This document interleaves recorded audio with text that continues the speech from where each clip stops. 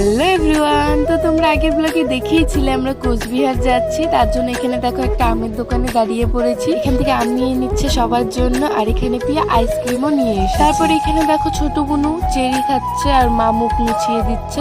তো আমরা এসে পড়েছি, এই যে বসে আছে ভাই আর দিদন। এদিকে ছোট বুনু আমাকে বলছে বদ্দি গরু বদ্দি গরু, তা আমি বলছি কোথায়, আর ওই যে ও হাত দিয়ে আমাকে দেখিয়ে দিচ্ছে। আর এদিকে মাসি সবাইকে টিপ পরিয়ে দিচ্ছে কাজলের। এখানে দেখো আমার বড় বুনুও পড়েছে, কি খুশি।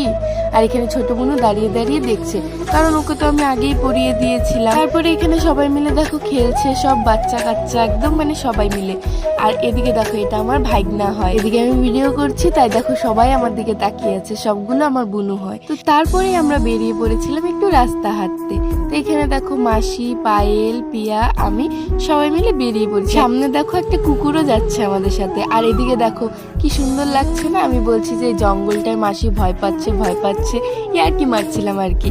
আর এখানে দেখো পায়েলও বলছে খুব ভালো লাগছে। আমরা সবাই মিলে গল্প করতে করতে হাঁটছিলাম। তারপরে আমরা বাড়িতে চলে এসেছি। এসেই দেখি এরা ক্লে দিয়ে কি করছে। আসলে আমি আগে খেলছিলাম। তো এখানে দেখো বুনু এখন খেলছে।